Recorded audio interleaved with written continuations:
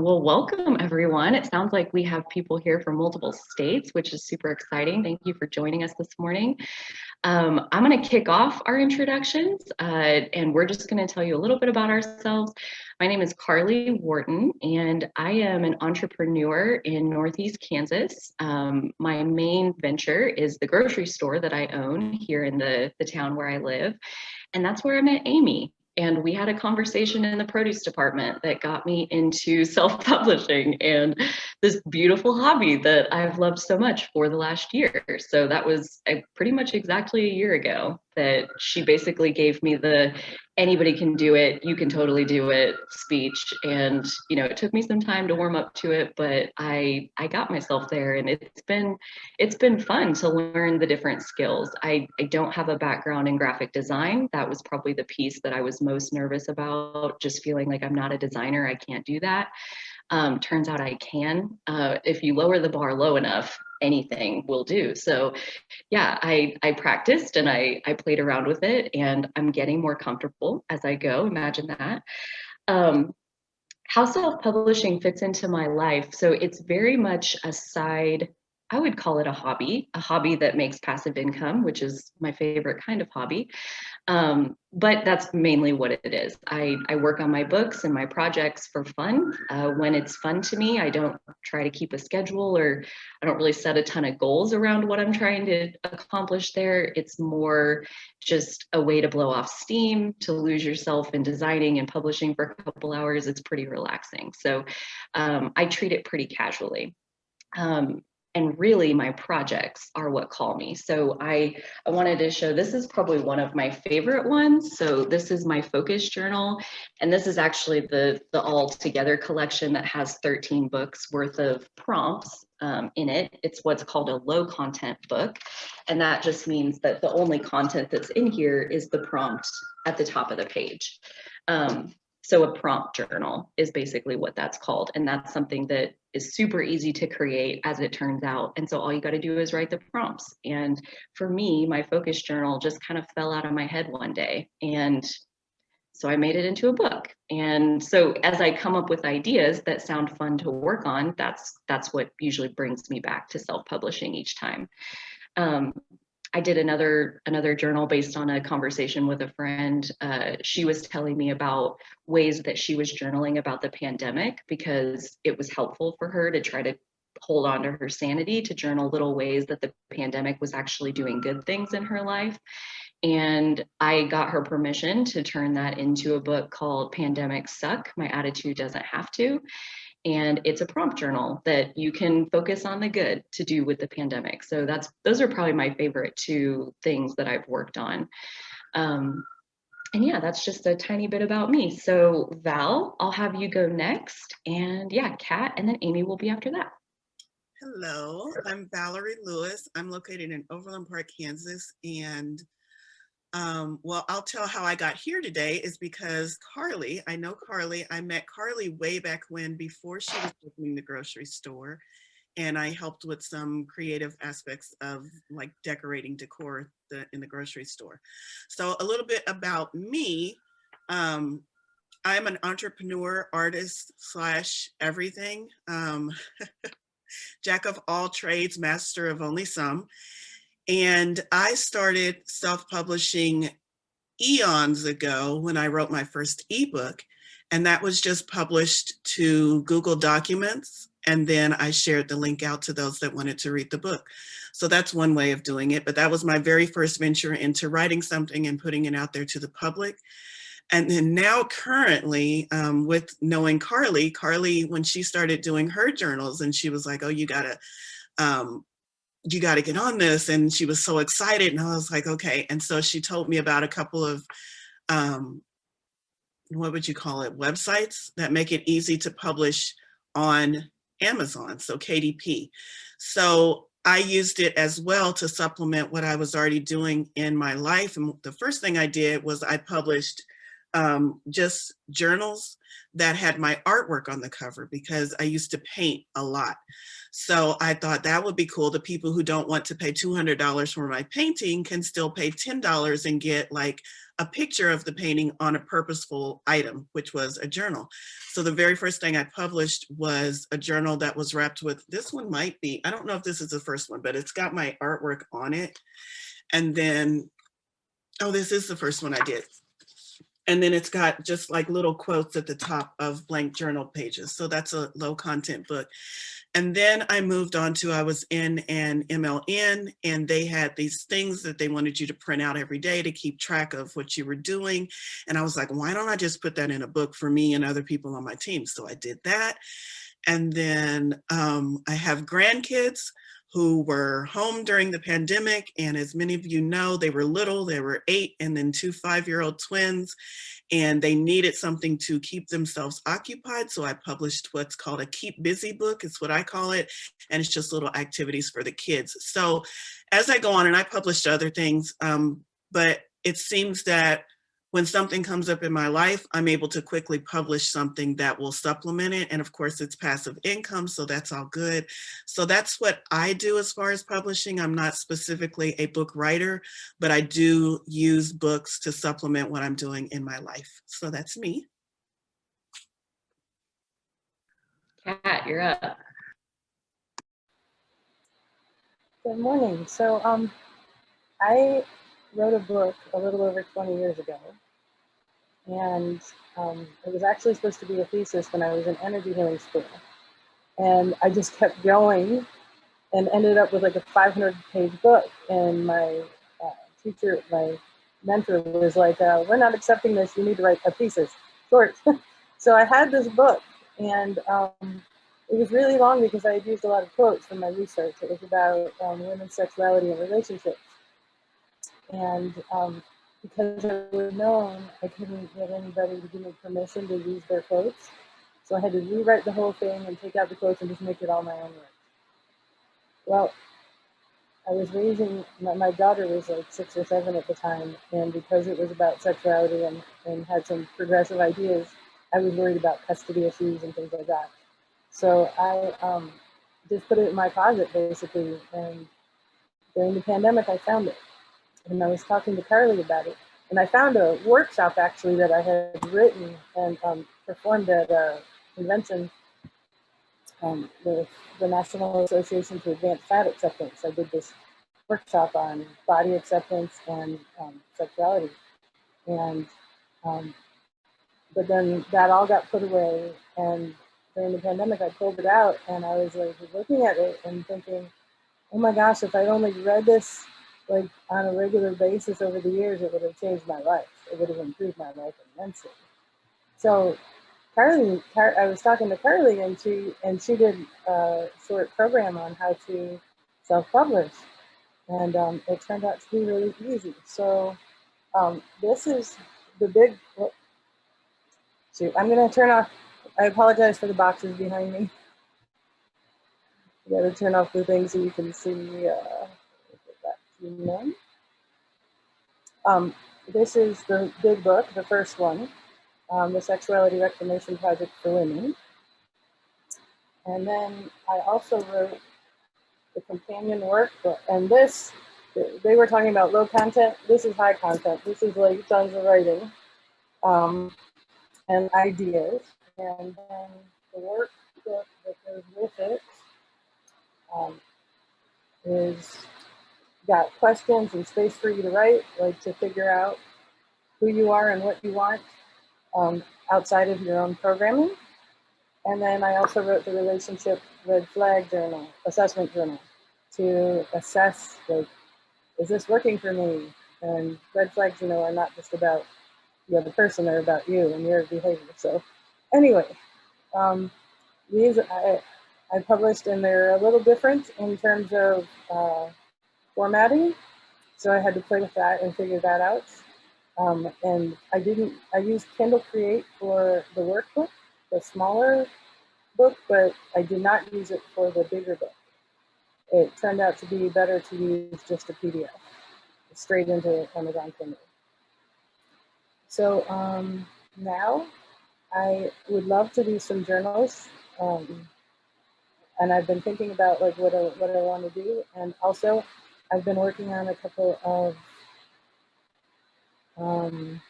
novels with fat heroines because I believe the world needs that.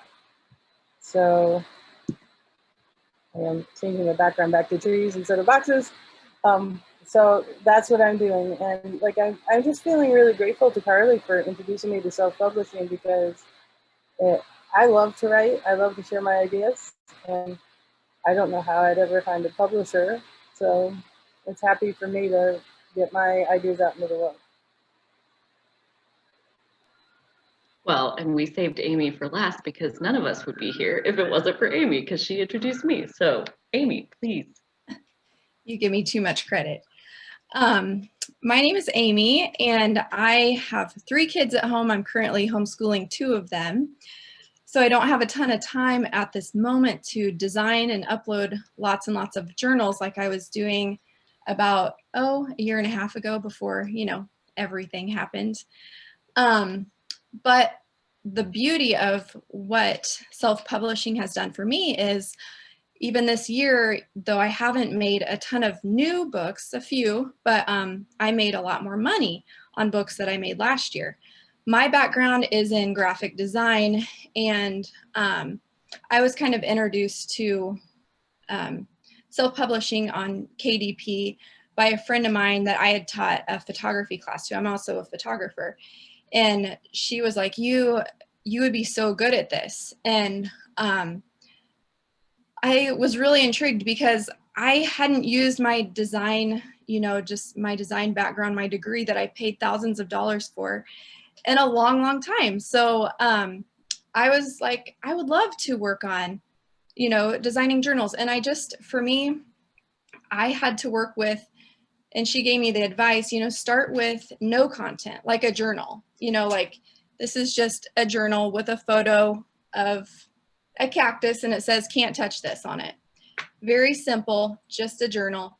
But it taught me how to get started in the whole process just by having this no content is what it's called when it's, there's not words in it. And then I started really focusing on, I'm a beekeeper, so I had an idea for a beekeeping logbook because I had several logbooks, but none of them had exactly what I wanted. So I made a logbook that had what flowers are blooming at this time, things that I think are important when you're keeping bees.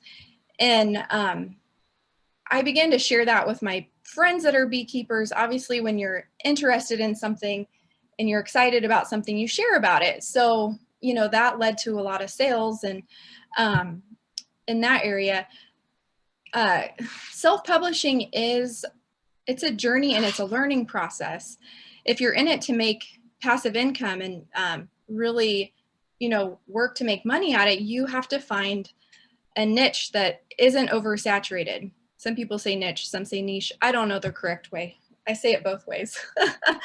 But you've got to find something that doesn't exist and make it amazing, or something that does exist but do it better than everybody else. If you're in it to make money, if you're in it because you want to be creative and make things, that is totally cool too.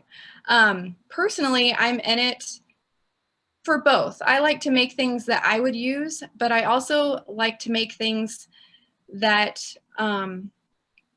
will make money. And I'm not super interested in.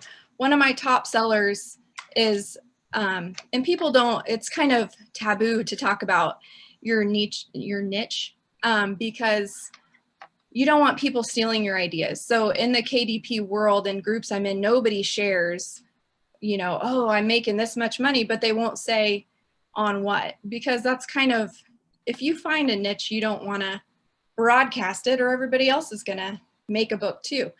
So one of my top sellers, and I'll just share it here, is a football playbook for kids. And I would have never, ever thought I should make a football playbook. I don't know how to play football, but my husband was like, oh, I think kids would love this. So of course he takes all the credit for my top seller, but that's just a niche I didn't know existed. And that's the beauty of what you can do with self-publishing.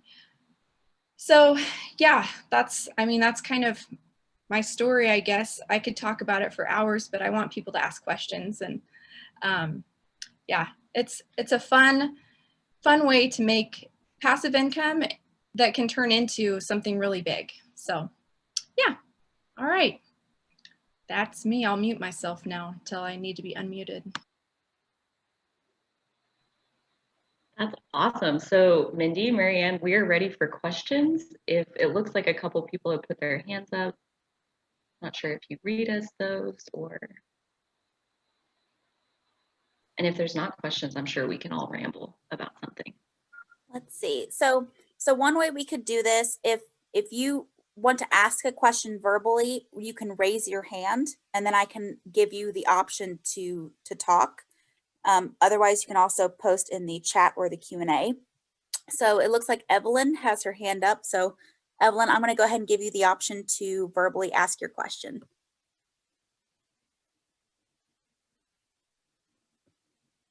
The question I have is, I'm working on a project that I've been started back in October.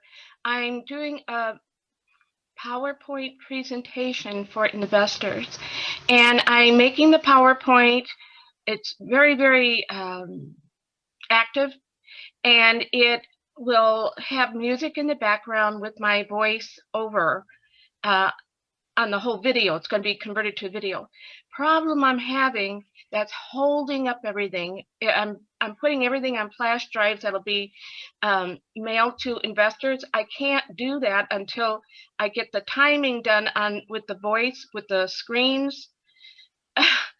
And I'm doing the same with several books that I'm making, and I just can't seem to get anything together right. Like the voice will come in 10 or 15 seconds later than what I want, or the voice will come in after the screen went, and I'm trying to find somebody who's talented with the PowerPoint to get that. I can do everything else, and I have some graphic training myself, but I'm doing it this way because these things are going to be sent internationally. So I don't know how to find somebody. But on the book side,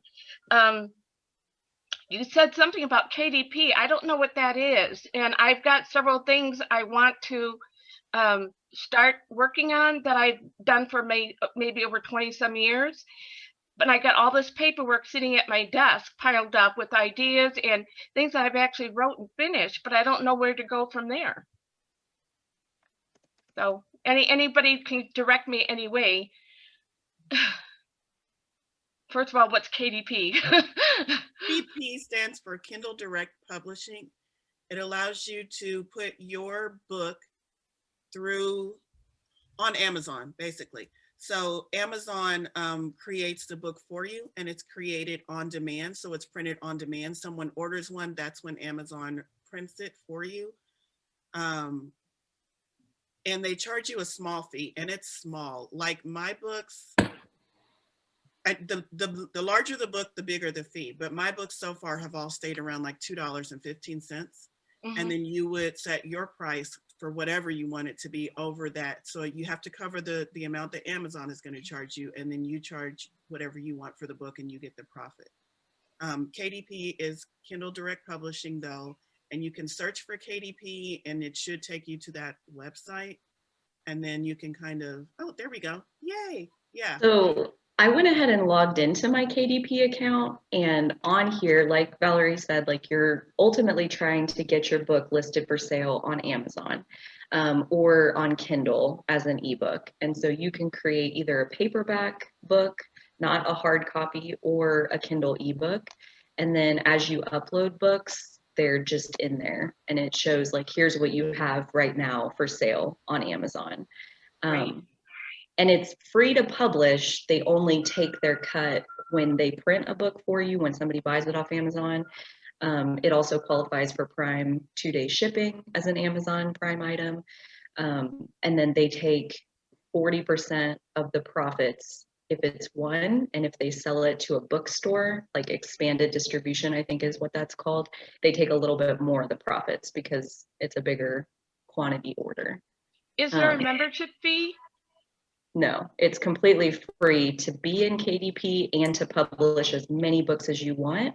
They're only taking money out of what people are paying when they buy your book. So Okay. like you don't ever have to spend anything. Oh, that is so amazing. Thank you so much. Thank you. And Yeah, as, my income has dropped 50% since COVID, so I need something. Thank you.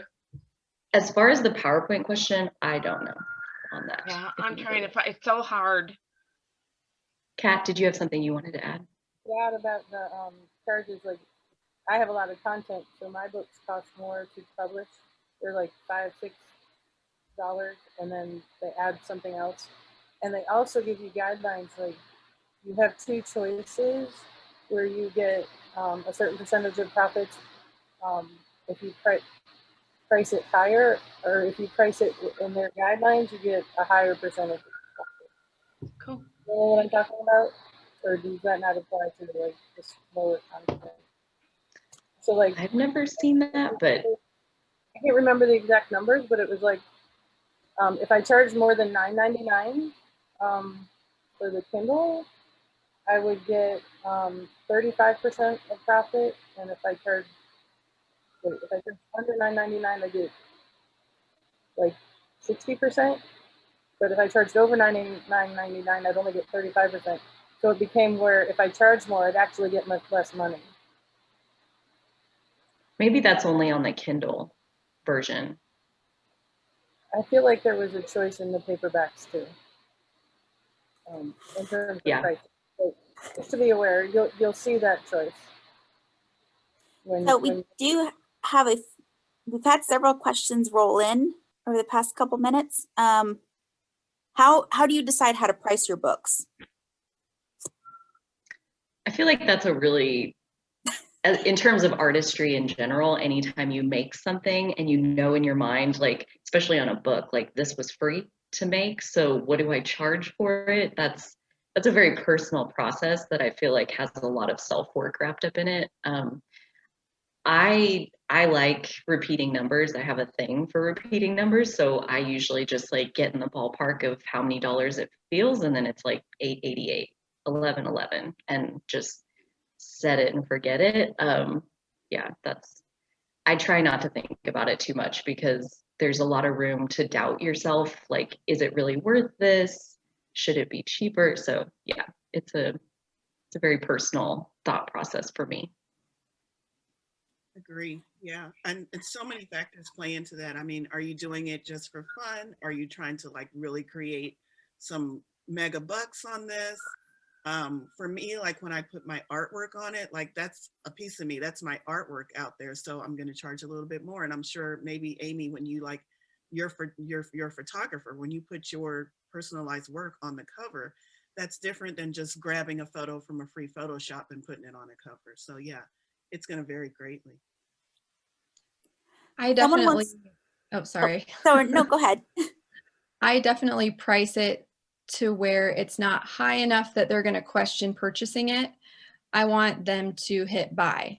So I want to sell a lot of copies. I don't want to sell 5. I want to sell 500. So I want to price it in the range that people will purchase. Usually that's around, for me, the $6 or $7 mark. What is the best way to turn physical artwork into a digital format? I Go can ahead, answer Amy. Yeah. a high quality photograph, typically. You can scan things with a scanner. That works too. But digital cameras are so good these days. Even phone cameras are really good. You just want to make sure your light is great. That's, number one with photography. You want nice, even light. You don't want a shadow coming in over a pretty piece of artwork. So typically I'll use a north facing window to get even light and stand directly above your artwork and shoot down on it. So that's my quick answer. There's multiple ways, but that's probably the best way. Is there ever a problem with infringing on other books, contents, or ideas? There are so many books in the world. How does that look from a legal standpoint, if that makes any sense?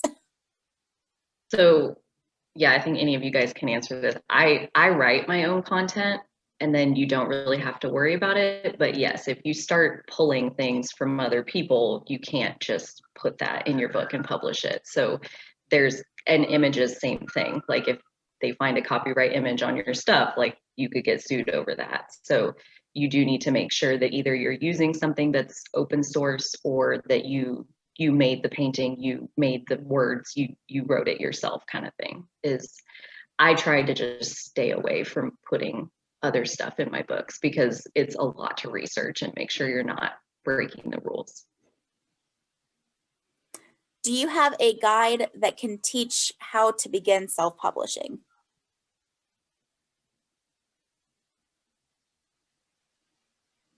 Partly.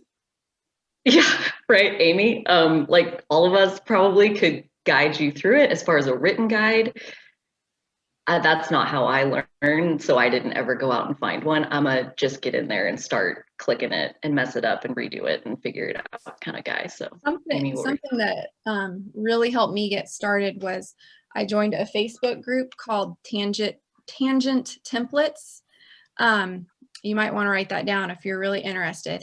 And I did purchase, they sell interiors for low content books, but they also are just a wealth of free information on getting started. People ask questions all the time on uploading and bleed size and this and that. So it's just kind of a, learn as you go. But I would start, if you want to start doing it today, I would start with just a no content, which is just a journal, just to get, the rhythm of how does this work. But yeah, I would join any Facebook group you can about low content publishing, no content publishing, KDP, just type in those searches in Facebook and you'll find groups that help you get started. I don't know of a specific guide you can just purchase, but I mean, Google's free too. And we will be hosting a kind of a Watch Carly publish a journal on the 18th. So that should have been on the same information that you registered for this seminar for. So if you're interested in that, you can sign up for that one on the 18th. And in that session, I will go through the whole process of starting completely from scratch. We'll make the cover, we'll go into Tangent Templates and get the interior. And then we'll upload it into KDP, and by the end of the session we will have made a journal and submitted it. They have to review your book, and there's a whole host of things that they're looking for there. And so the review process takes a couple days before it's actually live on Amazon, but by the end of our walkthrough, it'll be submitted for review and will eventually get published as a real book that I made while you guys are all hanging out with me. Can you explain the process or mentality of journaling for those of us who do not journal? Carly's the journaling expert. I'll let her. I don't know about that. There's a lot of different ways you can journal. I personally came to it from a place of my head feels really busy, and I feel better when I dump those thoughts out and like make a list or write the narrative that's playing in my head. And so it just kind of depends on what it is. But for me personally, it turns into like a stress relief or a self-soothing. And kind of as I got more into it, I also make gratitude lists on a regular basis. And so I have a couple gratitude journals. My focus journal is basically a gratitude journal, just with different prompts other than here's what I'm grateful for. It's a way to focus on purpose, to guide your attitude is how I treat it. And yeah, I mean, it's so personal to each person. There's no wrong way to journal. I can't stress that enough. Just kind of do what feels right to you. And even an easy place to start is every day write down 3 things you're grateful for. And within days, I can almost promise you that it feels so good. You don't just stop at like, here's 3 things I'm grateful for. It's like, there just is more and more and more because it's fun, hopefully. It looks like someone here says that they are also a new beekeeper and they would like to have, they were wondering if you could share your logbook link. Absolutely. Can I just like put that in the chat? Yeah, you can just pop that link in the chat. Everybody Okay. can, all the panelists and attendees can see the chat box. Cool. Yeah, I'll link it. Okay, You'll someone love it. was asking, asking about linking up with graphic artists to complement our work. What would that process look like? I can answer, I guess. I have a background in graphic artist. I taught myself and I used to create websites, so I'm pretty strong in that field. But I do know if you have no background, Canva.com is a great site to go to where you can just kind of work off a template and drag and drop and adjust it as you need to. And you can set the dimensions so that they are KDP ready. If that's not your forte, Fiverr.com, you can always go and look for someone who does it freelance and pay them to do the artwork for you. Are there other options that aren't Kindle Direct Publishing? I know that there are. I don't know what they are, and I know some of them charge you to put your book in there, and then wherever it's going for sale isn't Amazon. So in terms of KDP, the reason I think we all use it is because your books are for sale on Amazon, so they're very findable. I also order what's called author copies because I have a grocery store, I have a brick and mortar location where I can sell my stuff. And so I order author copies where they just charge you the printing cost. So I pay like $2.15 a copy. And like, that's how I get this. And then I go put it for sale at the store. And then I make all the profits and not just my 60% because I sold the book myself. But I know there are other places online where you can upload your stuff. And I'm sure if you Googled, where can I self-publish, you would have options. This next question, I think they're referring to Kindle Direct Publishing, but they're wondering if they offer templates for book size and formatting.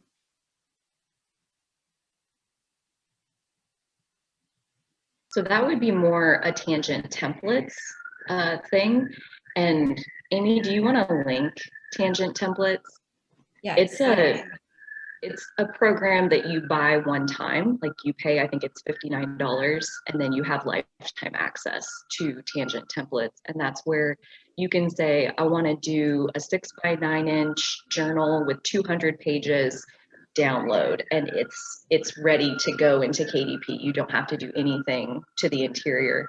That's also where I do my prompt journals, and that's super easy. It's got a little box and you type in all the prompts and it just auto generates this interior where it puts a different prompt at the beginning of each page. So Tangent Templates is what that is, and that's the only thing I've ever paid for because that was $59. KDP is free and Canva is free, and that's how I do my books.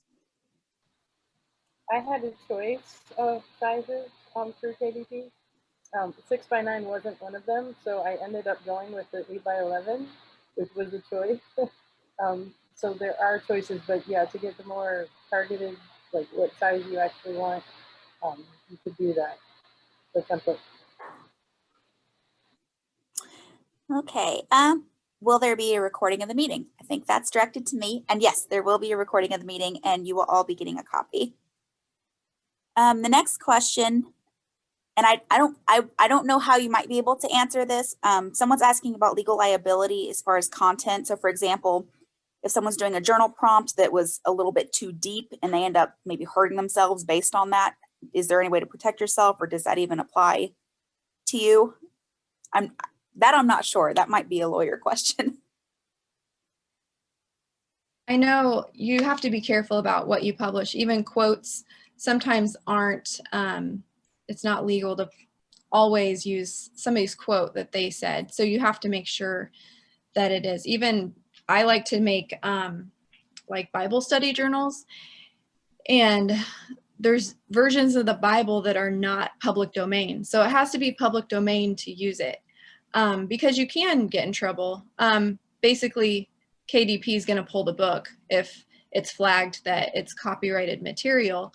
I've never heard of anyone getting sued.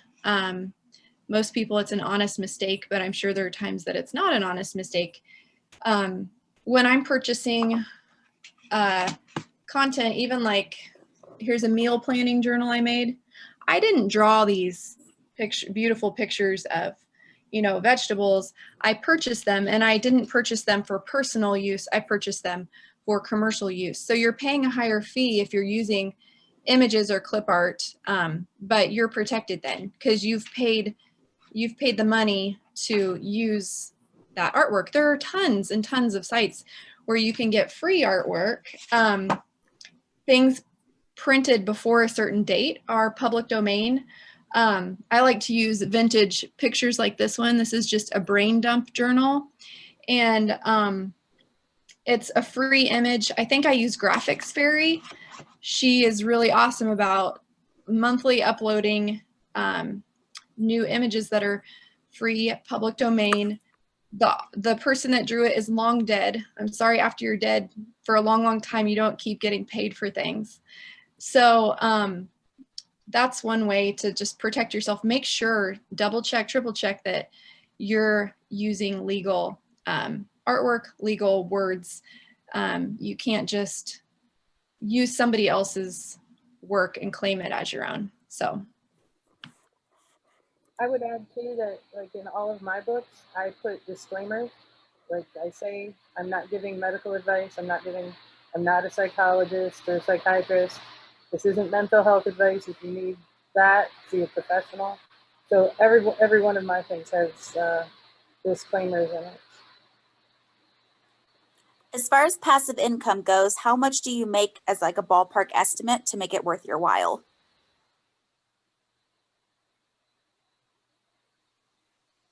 That's a good question. Again, I think it's very personal and it depends on your personal goals. For me, I was just having fun. And so if I log into my KDP account and it says I made 40 cents for the week, I'm good. But you know, it depends on your own personal goals and what's going to make you happy, I think. I agree. Like, Amy gives me a hard time because I don't pay attention to the dashboard that shows you your sales. I'm like, it auto deposits into my bank account. It's like 2 months behind. So it's even like old money, you know. I just make them for fun and process. Like, I'm working on one right now that I'm learning astrology, and astrology is a huge subject. And so I'm writing a beginner level astrology, like half book, half journal.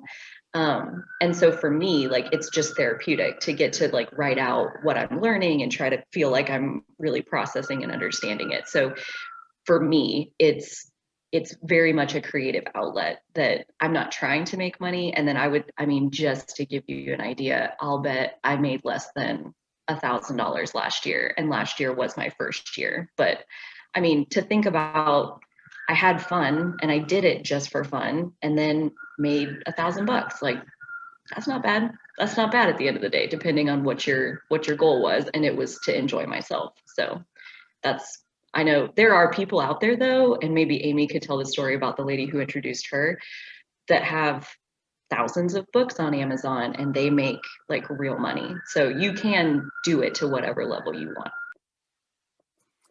What is the name of the place for? Oh, sorry. Go ahead, Amy. I was just going to say, for me, it's not worth my time to spend at my computer away from my kids that I'm homeschooling, neglecting their math, lesson, if I'm not going to make money on a journal. So I really try to research my niche and research, what's going to sell, because I want to make money. As far as how much, that's pretty personal. But in December, Q4 is always a good month, and I check it every day still, and I sell journals every day. Yeah, but especially in December, I check it 4 or 5 times a day. I don't know why Carly just lets it sit there. But my goal is to make money with it. It's therapy too. I love making art. But I want to build it up to where, it's something that's just a money maker. And it is, for me so far, it is a money maker. But I know it can be so much more. And that's the most exciting thing about it is you're only limited by yourself. So you get what you put into it. If you make an ugly journal, you're not going to make a dime. So, but if you don't care, that's okay. You know, that's just personal preference, but I want to do it for the profit too. Do you have someone that edits your work, or do you do this yourself? Do it myself. Yeah. Spell check. What is the name of the place for printing the author's book that Carly mentioned? So that's in KDP. Like here, I'll put my KDP back on here. So like when you go into your bookshelf and then you scroll down, there's a place where if it's live, like if it's been approved by the Amazon review or the KDP review people, you can click on there to order author copies. And it basically takes you to Amazon to buy those, like put them in your cart and check out through Amazon. And then I will tell you, you do pay for shipping. So on author copies, they're not Prime at that point. So the shipping is not cheap, but even so, like when I try to order like a good chunk of books, and then you split the shipping cost over each one, and it's maybe like $1 a book that it comes out to ship them to yourself, and then it takes like 2 weeks. So yeah, just allow for all of that. Mindy, I'd just like to pull back to the editing question real quick. Kat, you have the most probably dense publications, right? Do you have someone edit your work, or is there a process that you use? I just actually edited my own, and I had a friend read it and give me feedback, but I read back through it like probably 10 times. And I'm an English teacher. I was an English teacher, so like I'm really good with spelling and grammatical errors and stuff like that. So, but it did require me to read back multiple times and go over it. And Kat offers that as a service, I'm pretty sure, like proofreading and help with those kinds of things. Like that's part of what she does with her freelance work. Do you all maintain a website or a Facebook page to direct folks to learn more about your work? I do. It's all a work in progress. You know, you build it as you have time when it's a hobby. But I do have a My Focus Journal Facebook page that I use occasionally. And then I also have a website called My Intentional Gifts where I offer lots of one-on-one type support and have a link there where people can go to find my journals. So it's just kind of like a one-stop shop for everything that I offer. From a marketing standpoint, like you can't sell something that people can't find. So you do have to organize it so that it's at least findable, however you're trying to put it out there. Or like what Amy was talking about, like you find your niche and then you keyword really well and people are literally just finding it by searching on Amazon, which is also possible. Yeah, that's my goal, is to keyword it enough that I don't have to talk about it. And that can be a process too. Just takes a lot of research to keyword and do it well. That's also something you can pay for. But that's how I do. Sometimes I'll talk about a journal and then I notice it sells a lot. I do a lot with Instagram. I do a lot with, I have my Facebook page and my business website. I linked it on the chat there, where since I'm a professional photographer, I can take pretty pictures of my books and talk about them. I don't love marketing, and so I might be good at it. I am good at it. When I talk about myself, I do sell myself, but I love to just put something out on Amazon and have it sell. That's what I want to happen. I don't want to say, hey, friends and family and all Facebook friends, don't you want to buy my book? Like, I do that sometimes, but I would rather get organic views and likes and purchases. And it's all a learning curve. I mean, I'm not a professional at it, but I have a few that sell really well because I probably keyworded them really well.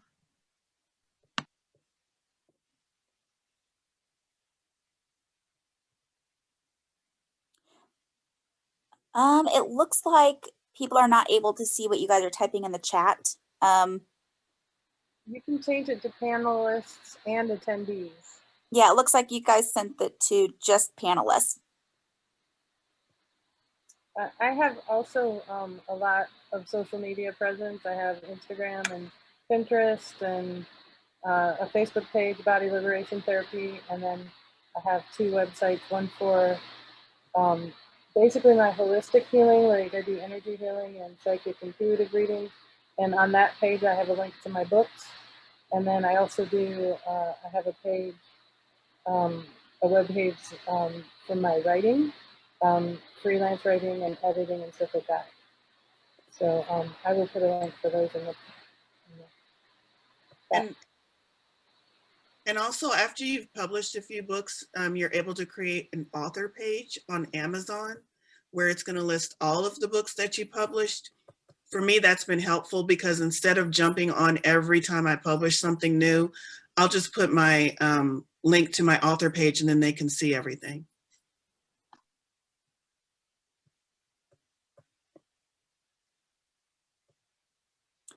It looks like that was the last question. If anyone has any other questions, they're welcome to pop them in the chat, but that is... Mindy, there's a couple with their hands up. Oh, yes, there are. Okay, Troy Hardwick. All right, I'm going to give you the option to chat. There we go. Okay, Troy, you should be able to ask your question. Yeah, can you hear me? Yes. Okay, yeah, I'm Troy, and I'm a retired Army guy, and I'm kind of a psychology, sociology student right now, going to college, getting my degree. And I was the one that asked a question about journaling because as a soldier, we didn't do that. You know, as an infantry guy, as a special agent, everything that I was, guys just don't do that. And that's why I asked the question about, I'm trying to get these young guys into doing stuff like this to get those feelings and stuff out. And so that's why I asked, because like you said, it's a concept that you have to find a niche for those people, you know, and so that's why I asked the question. I think it's something that's definitely needed, but like you said, if you don't have the right words or the right things, it's not going to sell. So, you know, I was kind of wondering about, you know, presenting that. I had questions about, can you publish under a pen name? You know, does it have to be my name? You know,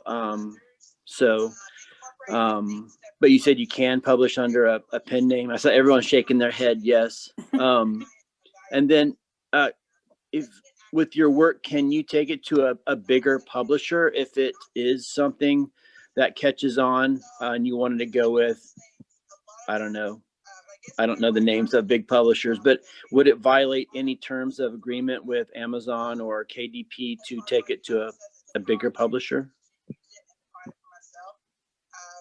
I don't know for sure, but I would imagine that if the bigger publisher picked you up, you probably would have to take it off of KDP, which is something you can do. You can just inactivate it. I doubt they would let the book be out there on KDP if they were going to publish it, but and they weren't making money. Right. Yeah. And then I think that your comments about like a journal directed at military personnel that has prompts that are very specific to the kinds of things that would be helpful to write about, you know. Prompts can be so simple. Like I can just give you a couple, like this one I opened to: the most positive aspects of my father are ... And then there's a blank page for you to write those things out.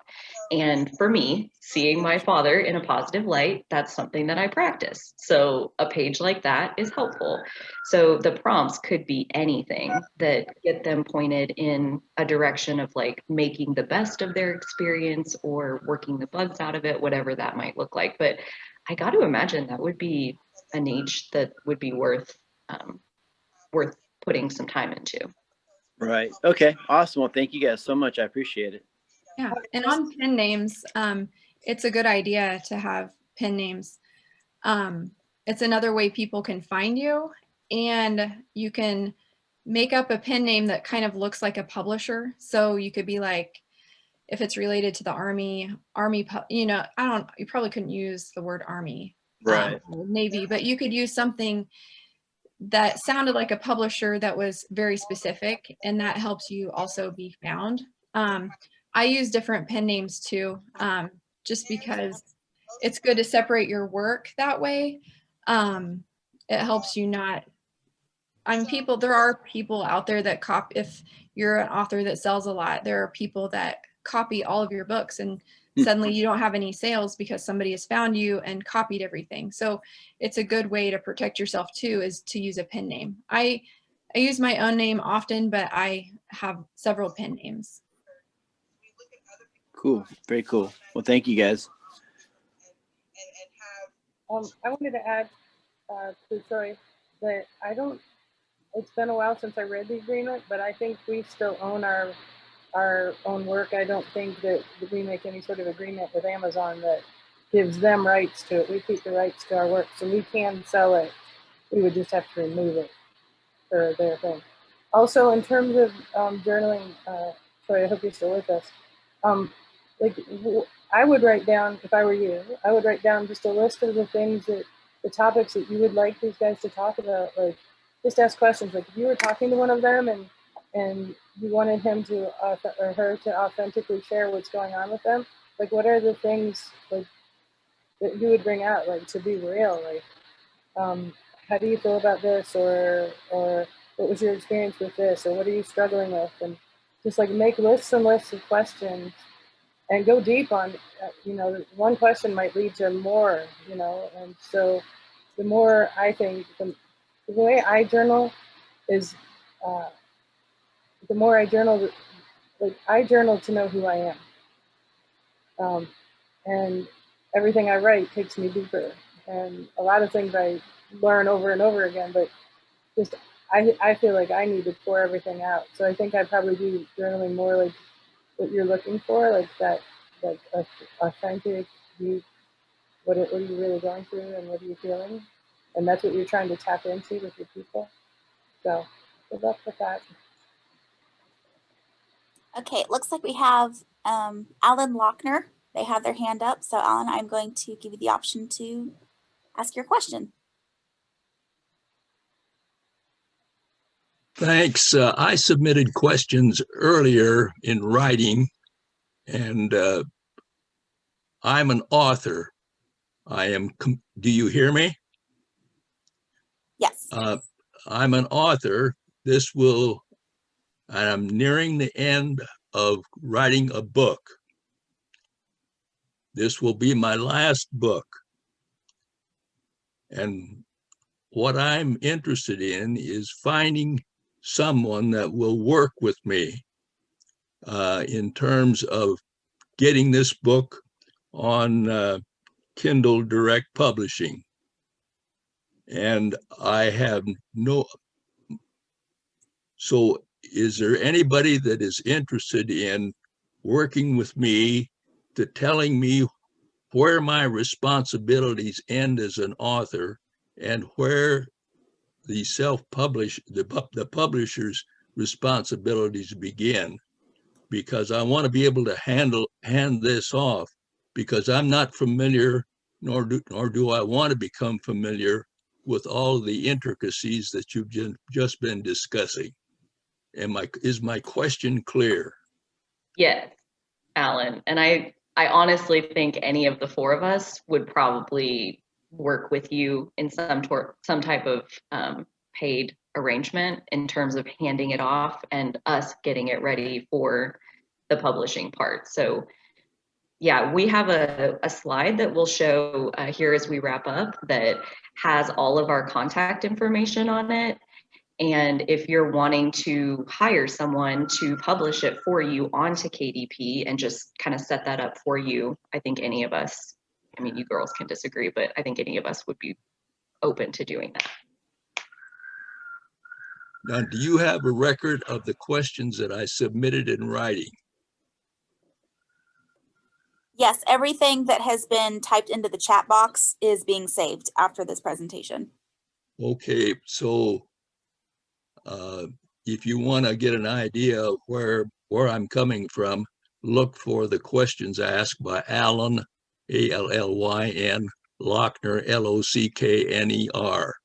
And I'm interested in getting in contact with somebody that can help me very soon.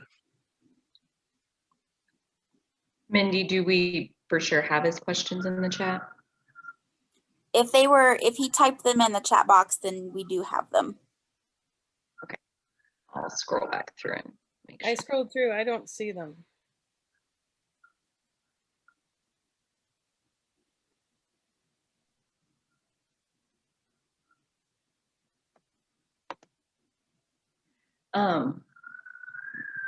Well, if I submitted him previously on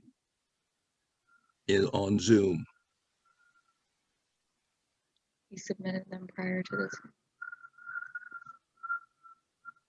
early, They're not in the record of this chat, so if you still have a copy, maybe. Betty says that he said he sent them early per your email earlier today. Did you ask if questions could be submitted ahead of the Zoom? Oh, They asked me twice, a few days ago, and I submitted some questions. And then this morning, it asked me again if you wanted to submit questions, and I submitted one or two more. So I have two sets of questions that I've submitted to the email in response to the arrangers of this webinar. okay. So it looks like those early questions went to ksbdc@pittstate.edu. Alan, I'd be happy to follow up with you after this session. We'll track down those questions and I can send you the info for the ladies that are here on the panel today. And yeah, you just reach out to whoever you want to work with. Okay, I have access to that email account. It's just, it's our general email account for the center. So I don't check it on a daily basis. So I will get in there and retrieve those questions and send them over to you guys. Okay. I mean, we have like an hour left. If there's questions that got submitted early, maybe we could look at if there's anything in there that we want to answer. We do have another person with their hand up, Ethan Bonin. So let's, okay. Ethan, you should have the option to chat now. Okay. Hi, everyone. That was absolutely great so far, so thank you. I had two questions. So the first one is I wanted to take us back to the pen name and using a pen name versus your actual name. And then my question is, what's the advantages of each? And I know that, Amy, you mentioned that somebody can look up your stuff and can so-called steal your work. How does the pen name protect you? And then my other question was, let's say if somebody did steal your work, is there anything that you can do about that? And I think, Kat, you were saying something about that, but I couldn't hear you. So I was just wondering about that. Hey, Ethan. So as far as stealing your work, sometimes just an author that becomes popular and people research like what's selling, they can see, oh, who's making that journal, that book, or whatever. And there's people that mass copy somebody's entire collection. So that's, and you can complain to KDP, turn them in, they will have them and all of their journals that were, you know, just copies of yours taken down.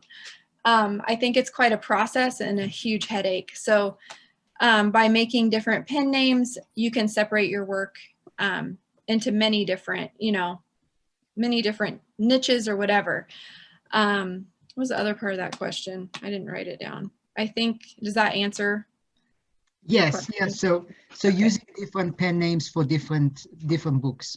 Yeah, yeah. I use my name often because I don't really think somebody's going to go copy some of my books because they wouldn't see the interior of them. But they could purchase it and completely copy it and put it for sale and use different keywords. I mean, there's a risk with everything you do that you can be copied. But and I know my friend that taught me how to self-publish has had this happen, and it was a huge headache for her. And I'm sure, you know, she ended up losing some money on it because they were buying this other person's book that looked exactly like her book. But that's just one way I think people separate different ideas and niches that they sell. Yeah, and then is there, I'm sorry, is there an actual advantage to using your actual name? The advantage for me is when friends and family say, "Hey, I want to see what books you know, what kind of books you're selling," and I just say, "Oh, just type my name in the Amazon search, type in Amy Cyphers," and that brings up a lot of the stuff that I've published. Not everything, obviously, but it'll bring it up, or they can find my author account where I've listed several. That's the advantage of using your own name, I guess. But you could also have them type in the pen name. But again, my goal is not to just sell to my friends and family, so I don't use my name for everything. And Amy, do you separate your pen names? Does that mean you have multiple KDP accounts? No, you can have, I'm not sure how many pen names you can have within your KDP, but it's a lot. Just one KDP account, and you can use different pen names. Your pen name is also a place where you can keyword. So if your journal is weekly meal planning, you know, you can make up a pen name that's like Meal Planning Publisher House or something, you know, something better than that. But you can make it to also help keyword your item. So that's another reason to use a pen name, is it kind of boosts your book that way. At least that's what I learned through Tangent Templates.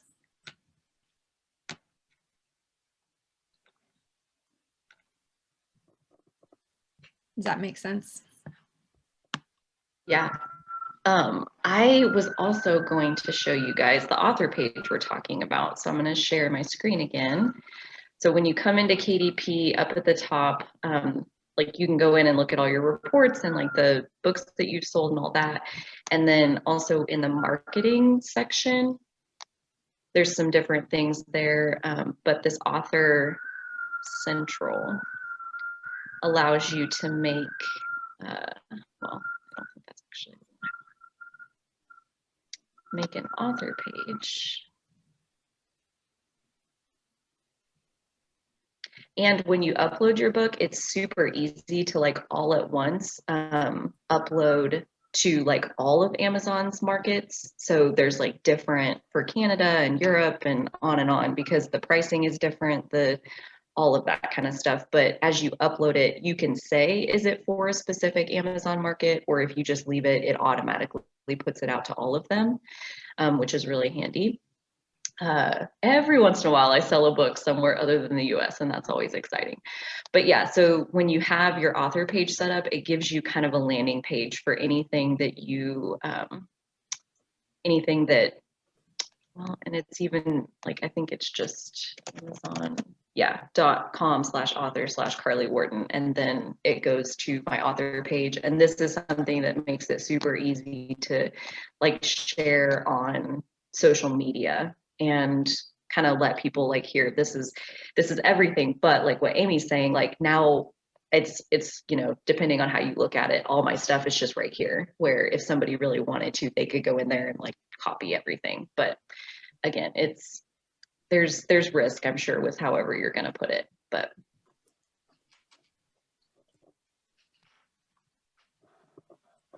how long did it take you to create your first book, journal, or playbook? And how long does that same process take now that you have done several?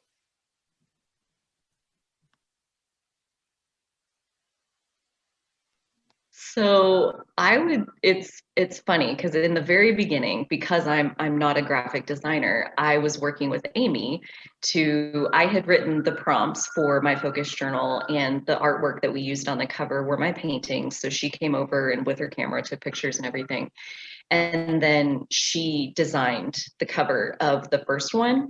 And like she said, she's got all kinds of kids and she's homeschooling and like she's busy. So I got to the point where I was like, okay, my design is not going to be anything close to hers, but I'm at least willing to try. So it took me like 6 months to even try to create my first journal. So if you don't count that, I'm going to say like the first one, you make it and you upload it. And then there's like a preview where you have to like say, okay, yep, this all looks good. And you get in there and it's like, this is wrong and this is wrong and this is wrong. And so you got to go back and like, fix it and do it again. And so there's a couple iterations that look like that.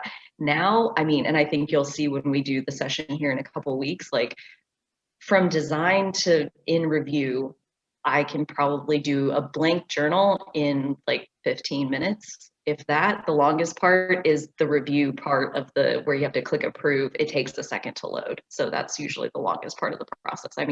To make a journal doesn't take any time. The writing part would if you're actually writing content, but. Yeah, and I wanted to add on to that. To me, I'm a person that I have to do it to learn how to do it. So I have to jump in and do it wrong before I learn how to do it right. I would say on your first attempt, take notes. Take lots and lots of notes every step along the way so that when you do get to that final step, and if it kicks something out, you can go back and know exactly, okay, exactly where did I do that? Was it something on Tangent Templates or was it something I typed, which page was I on? It makes it so much easier and it makes the learning curve so much shorter when you have notes of what you're doing. I would add too that you do get to fix it. You do get to go back. It's not going to like go out into the world all messed up, because I was like afraid to hit some buttons because like what if it accidentally released? But it doesn't. You get all the time you need to fix it. I think the more time you spend designing and making something unique and beautiful, the more time you spend on that, the longer it takes, obviously. But I feel like the things that I've really worked hard to design a good interior have sold well. And books, when you upload them to KDP, it doesn't always give you a peek inside, at least for several weeks. And so something that I do now too, like this is a chore book for kids, and it's like pages you can tear out, chore list. Again, I make things that I need, so my kids needed a chore book. I put a preview on the back of what the interior looks like, and that does help them sell better because they know they're not just getting something, that's blank inside. It actually has good content. And so the more time you spend on something like that, the better, but you get quicker and quicker. I am a graphic designer. I know every quick key in Illustrator and Photoshop and InDesign. I use InDesign to put all my interiors together. That's just my background. But you don't have to have those things to be a published author for low content and no content books. You can use, I know Carly uses Canva. Is that one of the programs that you can use that, I don't, is it free or is it might be, yeah, I think it's free. For me, it's worth it. I just got my taxes done and I was like, oh, wow, I should find some write-offs because I made some money. So Photoshop, my creative suite through Adobe is a write-off. Any graphic I purchase is a write-off because I'm making money selling my journals. So that's another perk, I guess. So sorry, go ahead. Oh, I was just going to say, but spend time making them look like something that you would want to buy. So along with that, in terms of the write-off piece, and this was something that I talked to my tax person about last year, like this as an example, like on the My Focus journals, they all have a different painting that I had done. And so because I used that painting on my artwork and then sold those books, the art supplies that I used to make the painting are now tax write-offs for my business income. So I keep all my Hobby Lobby receipts, and all of those things add up into, like, I have enough expenses to offset the book income. So basically I'm getting to do my other hobby of painting, and my hobby of selling books is like paying for this other hobby. So, you know, it's good to understand like how that extra income is going to play into what you're already doing, and little things like which receipts should you keep, to hopefully offset the sales of what you're able to do. I feel like Ethan had a question back up in the chat that was something about adding images in tangent templates, or like, is it easy to add artwork into your content in tangent templates? And that is where tangent templates ends, is like, you can make, there's low content options in there to like make planners and prompt journals, and like there's some different things to do like that, but really you're putting text into the interior. If you want to put artwork on the pages of your journal inside the book, you can, and you can even have it print that in color, and then it just is a more expensive printing cost, but you're going to be back to like Photoshop, or you can use Canva to design your interior, but you're going to be back to doing the whole interior from scratch if you want to use artwork on the pages inside the book.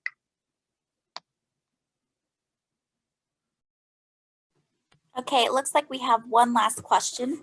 Do you recommend the attendants get in there and kind of play around with KDP before the webinar on the 18th?